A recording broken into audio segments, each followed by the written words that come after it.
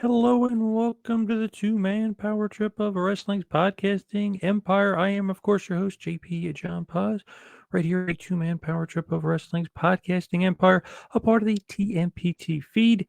You could find and follow us, of course, all over social media on Instagram and X, aka Twitter, at two-man power trip. Let's break it down and let's get into it right away here. It is the top 10 best Survivor Series teams of all time. Of course, you can find and follow and even comment on what you think are your top 10 best Survivor Series teams. If I've left out any teams, or if I'm leaving out any teams, or if you think that there is a team worthy of being on the list. Also, of course, if there's some teams on this list that you do not think are worthy that should be on this list. So let's get into it and let's talk about it right away here as far as the Survivor Series is concerned. And let's talk about the top 10 best teams, of course, according to me, and kind of what I'm thinking about the Survivor Series. So let's just go to team number one here. Yes, from 2006 in Philadelphia, the team of Shawn Michaels, Triple H, aka D-Generation X, teaming up with the Hardy Boys, and maybe someone quite surprising that they teamed up with as well, and that is CM Punk. A lot of people have this on their list as some great teams, and I got to throw it out there. Maybe not my favorite team in the world here as far as some of the guys around it, but I absolutely love Punker, and I love that he was kind of the internet darling, if you will, the golden boy, if you will, during this period of time. And of course, Shawn Michaels and Triple H may have not been as over as they wanted to be with the Team DX reunion. Maybe getting some heat there, but of course, Team DX, Shawn Michaels, Triple H, CM Punk, Jeff, and Matt, the Hardy Boys, great team there, defeating Team Rated RKO of Edge, Randy Orton, Gregory Helms, Johnny Nitro, and Mike Knox. Of course, Kelly, and Melina were there with them as well. So there you go. There's team number 10. What is the next team here? It is the Team Alliance. Yes, let's go back to 2001. While the match was pretty terrible for the most part, it was not great and not good stuff. And obviously, the other team was kind of the most random team you could ever think of. Why would a alliance team, like a team of WCW and ECW versus WWF, why would the team consist of Stone Cold Steve Austin, who was fired by the WCW, Kurt Angle, who's a WWF wrestler, RV, who's now a WWF wrestler, Shane McMahon, who's part owner of the WWF. I know the storyline ECW and WCW, but that was ridiculous. And then, of course, the only guy that really maybe was Booker T. But Team WWF, great team, though, legendary team. I'm going to talk about the team captain, Chris Jericho, The Undertaker, Kane, and The Big Show. That was the winner all 5-on-5 Survivor Series elimination match from 2001, a part of, and maybe thankfully, the ending of the invasion angle with WCW and the WWE. Absolutely terribly done angle. The match itself was a little strange because then, of course, Kurt Angle turns on Steve Austin and turns on basically his team, even though Angle was really never a part of WCW and ECW. Very confusing stuff going on. Yes, there was some swerves, bro. There was some changes. There was some kind of interesting dynamics, I guess you could say, of what they were doing with this match and the turns, but just absolutely terrible. Did not enjoy it at all. WCW and the WWF invasion angle, one of the absolute worst. Terrible booking all the way around. Just not good. And there's kind of nothing positive you can say about it, except for maybe that Team Alliance team was pretty stacked, was pretty loaded, pretty damn good team, of course. Let's go with the next team here. Yes, Rude Brood, going back to Survivor Series 1989. What a team. Rick Rude, Mr. Perfect, Jacques and Raymond Rougeau, of course, with the Genius and Jimmy Hart. Part of that 4-on-4 Survivor Series match defeated Rowdy's Roddies, Rowdy Roddy Piper, Jimmy Snuka, and the Bushwhackers, Luke and Butch. Great stuff there. Great team. Of course, the sole survivor was Mr. Perfect. containing his perfect record and keeping that on line. But if you're an old school Survivor Series fan, I feel like most of these teams on this list, I should have probably mentioned this earlier, are mostly be old school teams, because a lot of the new school teams wasn't a fan of the Raw and SmackDown as far as the Raw versus SmackDown Survivor Series and them having brand supremacy.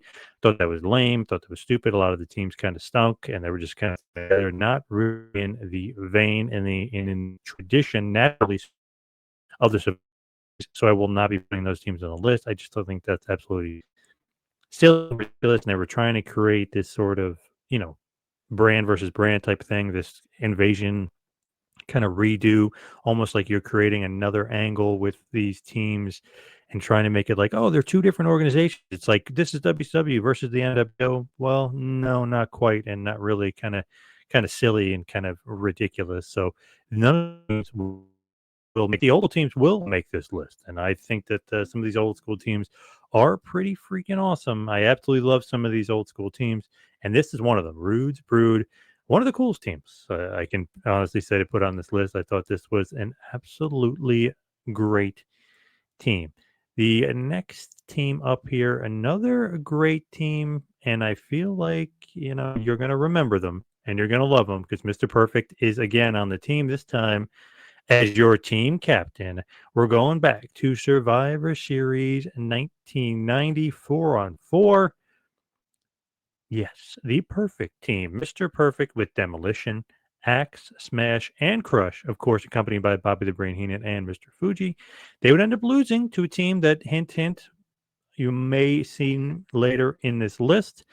The Ultimate Warrior, Hawk Animal, and Tex Tornado. Great team there of the Warriors. The perfect team, though, is going to make the list, and a pretty great list it is. I love this team. I think they're absolutely fantastic. And of course, when you have Mr. Perfect and the perfect team, pretty remarkable there. So there you have it. The perfect team makes the list. Next up is a team you may have forgotten about. Kind of a random team here, but kind of a great one. And of course, teamed up there, the Macho Man, Randy Savage, one of the all-time greats, an absolute legend here. And of course, with this team, we're going all the way back to the absolute first Survivor Series. Great team. Of course, this was the traditional 5-on-5 match, this Survivor Series in the initial Survivor Series. And this was the first team basically out there. So Brutus the Barber Beefcake, Jake the Snake Roberts, Hacksaw Jim Duggan, and of course, the Dragon Steamboat, and team captain Macho Man, with Miss Elizabeth. And they, of course, defeated Dangerous Danny Davis, Harley Race, Hercules, the Honky Tonk Man, and the Outlaw Ron Bass. They had Jimmy Hart and Bobby the Brain Heenan out there with them. Great team, especially when you look at the Hall of Famers on this team and just kind of looking it over. Whoa, what an amazing team to lead off the first ever Survivor Series. Of course, Savage and Steamboat had some big time history there as well before this Survivor Series. So obviously from WrestleMania 3. So pretty damn cool to see them teaming up, and this time having Macho Man Randy Savage as a babyface this time around. But this is kind of your ultimate babyface team here in late 1987. Why don't we stay in 1987, and why don't we give this team its just due? I could have put, and really thinking of maybe putting maybe an asterisk next to this, or even doing an honorable mention here for the other team. But let's see here who makes the list. Like here, yes, it is Team Andre. Now, before we mention this team, and obviously you can see who they are, they're great. This is a 5-on-5 Survivor Series match. This is the main event of the first ever Survivor Series. So I'm going to put the honorable mention out here for Hogan's team. Hulk Hogan, Don Morocco, Ken Patera, Mr. Wonderful Paul Orndorff, and Bam Bam Bigelow with Oliver Humperdinck in the corner. That is the honorable mention. The team here that's I'm making my list because they got the win on this pay-per-view, and I think, wow, what a huge team. What an awesome team. Just a team of monsters and really just great talent here. So team, of course, with Andre the Giant, Butch Reed, King Kong Bundy, One Man Gang, and Rick Rude with Bobby the Brain Heenan and the Slickster with them. The sole survivor in that match, Andre the Giant. Loved the first Survivor Series. I kind of am very impartial, being a young Hulkamaniac at that point and an '80s kid, really, to the original Survivor Series and the old school Survivor Series. I just absolutely loved them. I thought they were so damn cool. Just absolutely loved them to death, especially the Thanksgiving Eve tradition of the Survivor Series. Very, very cool stuff, great stuff. And you got to give it to this team, the winning team, which keeps the Hogan Andre feud going. How could they make more money? How could they keep the money train rolling? Well, let's keep Hogan and Andre feuding basically, for over a year and keep that feud going and create all these extensions of the pay-per-views, if you will. I mean, you have WrestleMania out there, then you had this Survivor Series, and then I know it was on TV, but the contract signing with Hogan and Andre the Giant before the main event, which was a huge, huge 33 million people watch show on NBC, and then obviously the rematch at WrestleMania 4, and then you keep the feud going even again. So the feud's really kind of going on 2 years, as then you create SummerSlam as well with Hogan and Andre. So this was just kind of an extension of how do we create more shows, how can we make more money, how can we make more pay-per-views and put it on the back of Hogan and Andre. This is the right way to do it, and it got a tremendous amount of heat because Hogan loses by a countdown in the match. Andre pins Bigelow. Boom. Andre the Giant is your sole survivor and winner in 1987. Next up, hell of a team here. Maybe not a great year for the WWF, but this is a hell of a team. 1993, yes, the All-Americans. This match and these teams did have so many different guys and different kind of storylines going into it. It kind of made Survivor Series, the build up at least that year, very, very interesting because as you remember, Tatanka was on the original team. Obviously, Jacques and Pierre were on the original team for the Heels, which was also a good team as well. So you had the All-Americans, Lex Luger, the Steiner brothers, Rick and Scott, and of course, The Undertaker with Paul Bearer defeating the Foreign Fanatics, Yokozuna, Ludwig Borga, Crush, and Jacques Rougeau of the Foreign Fanatics. They, of course, had Johnny Polo, Mr. Fuji, Jim Cornette with them in that four. The All-American, of course, get the win in about 28 minutes there. And the sole survivor, the winner for the All-Americans, was Lex Luger. And he got the big pinfall over Ludwig Borga to win the match for his team. So kind of an interesting way to build up the show. Tatanka obviously was on the team. He gets destroyed by Ludwig Borga. Yokozuna, he's out. Pierre is on the team. He gets beat up. He's out. Then they put Crush on the team. So it's an interesting team. Foreign Fanatics maybe could get a little bit of an honorable mention there with Crush, Jacques, Ludwig Borga, and Yoko. Just really, really good team there. Love that team. And just to throw this out there as well, because we'll stick on 1993 just here for a second.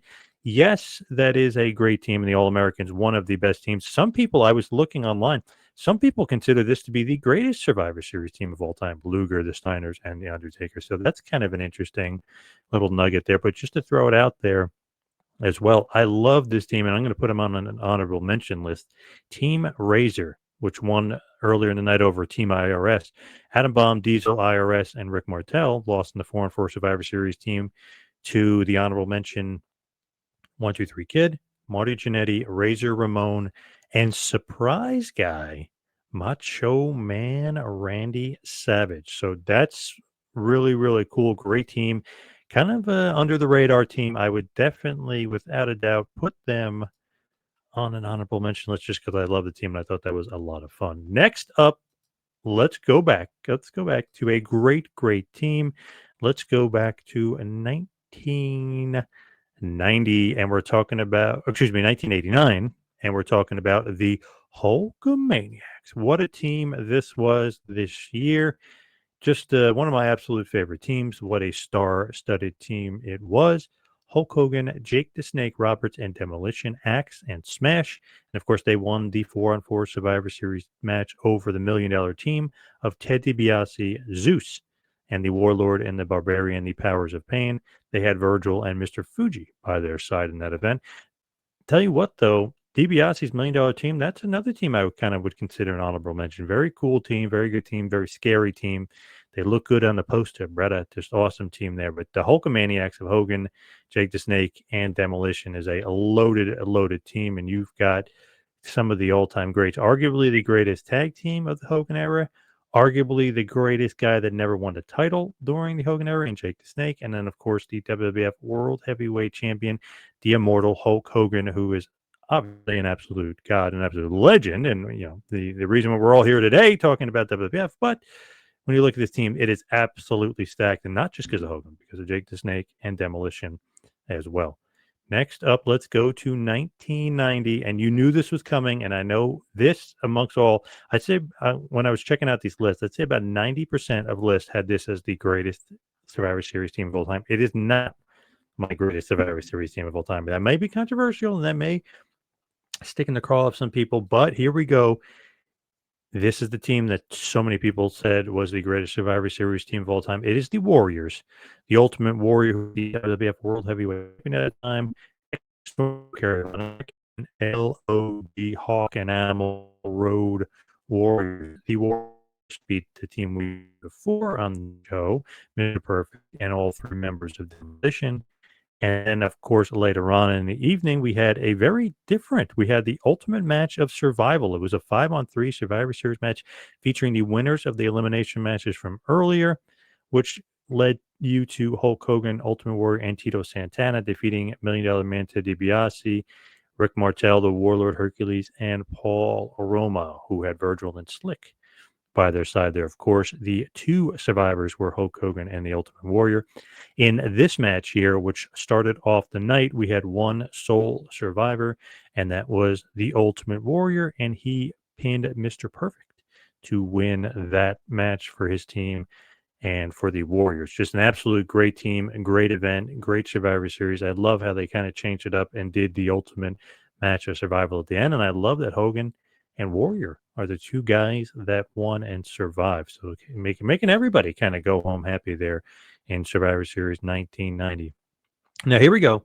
We're going all the way back here to the second ever Survivor Series, talking about not only what I consider the greatest team of all time, and you're going to have to hear why I think that in a second here, and you might disagree, is my favorite Survivor Series team of all time, too. And that could be the reason why they are listed where they are on this list. I absolutely love them so much. They are, of course, the Mega Powers. Survivor Series 1988. The losing team was an awesome team, as well as an honorable mention of the Twin Towers. It was Akeem, the Big Boss Man, $1 Million Man, Ted DiBiase, King Haku, and the Red Rooster, who had Slick, Virgil, and Bobby the Brain Heenan in their side on this 5-on-5 Elimination Survivor Series. Of course, the Powers team, my favorite team of all time. When you get the Mega Powers together, that automatic everything up a notch. The Mega Powers, Randy Macho Man Savage, the mighty Hercules, Cody Ware, and Billy Jim, of course, had Elizabeth by their side, and they get the win in the main event of the show. An awesome main event with an awesome crowd. Of course, your sole survivors are Hulk Hogan and Macho Man Randy Savage. And they tease a little something at the end there. If you watch, Savage kind of gets his ass kicked. Hogan gets the win, the pinfall victory over Haku at the end. Hogan, of course, was in handcuffs most of the match, but Savage doesn't really take too kindly to that because, he wrestled most of the match and got his ass kicked a lot. And then Hogan, did he kind of lust after Elizabeth there? Savage, you could tell he was just not too happy with him and picking up Elizabeth, and Macho Man and Hogan started their dissension, obviously right around this time. But this was so cool, and you see the Mega Powers get the win. You also see how the Mega Powers are kind of not on the same page, and you can kind of tell that from Macho Man Randy Savage, his reaction, and how happy Hogan was when he was basically with Elizabeth celebrating, and Macho Man didn't take too kindly to it. Just very, very good stuff there. Maybe a little subtlety there back when WWF did subtlety also well, but the Mega Powers definitely, to me, the greatest Survivor Series team of all time back in 1988. Now you're going to say, hey, how is that possible? There were some guys on the team, jobber guys, not really, or mid-card guys. Well, not kind of, sort of. Or what? They're not all main eventers. How could this be the best team? When you're putting together the best team for the Survivor Series, in my opinion here, you have to have guys that are lower on the card that can take the loss, guys in the middle of the card that can take the loss, and the upper mid card guys that can take a loss as well, while keeping your strong baby face that you're obviously running this storyline for a year long here with the mega powers and teasing breakups and teasing dissension and having them be dominant and win, but also creating tension between them. So you need that. This is the perfect team. You got Coco Beware who can take the loss and keep the heat basically and keep, the Twin Towers and DiBiase and Haku and even heelish Red Rooster that keep them looking good, looking strong. So Coco, the lower card guy, can take a loss. Hillbilly Jim is kind of that right rung right above him. He could take a loss, no problem. Hercules is that upper mid carder you see main eventing B shows and things like that, and had a big feud with $1 Million Man Ted DiBiase here. So you can definitely see and believe him, and kind of the perfect team. And then you have the two main guys, Savage and Hogan, the two best guys in the one. Basically, basically the two best guys in wrestling too at that point, the two best guys in the world. So arguably the greatest team of all time there. So whenever they're on a team, they automatically put them above everybody else. The top 10 best Survivor Series team, and maybe ending it a little controversial to some people, but I think overall as a team, when you're putting it together and you're booking it and you're putting the match together, this is the perfect team. You got guys from every walk of life and everywhere on the card on the team, including the best wrestlers in the world as the Mega Powers as your two winners, which obviously is your year-long feud, which you're leading into WrestleMania 5, which is right around the corner when the Mega Powers explode. So there you go. And there you have it. We're talking about Survivor Series, which of course is coming up towards the end of the month for the WWE in San Diego, California. Survivor Series War Games 2025. And we'll see what the matches are. We kind of don't know. It's very interesting what's going on with them right now. Kind of a little bit of a cold streak as far as creative. Kind of don't know where they're headed with Survivor Series, who's going to be in the War Games match, even as far as the women. We don't know that. We don't really know who's going to be in the War Games match for the men quite yet either. So that'll be interesting. But Survivor Series is always fun and always something to look forward to. Love the 5-on-5. They do change it up quite a bit, having it be War Game style, but being an old WCW NWA mark like I am, I do think that's pretty cool as well. And obviously Triple H is an old school, NWA, WCW fan as well. So he's loving putting together Survivor Series.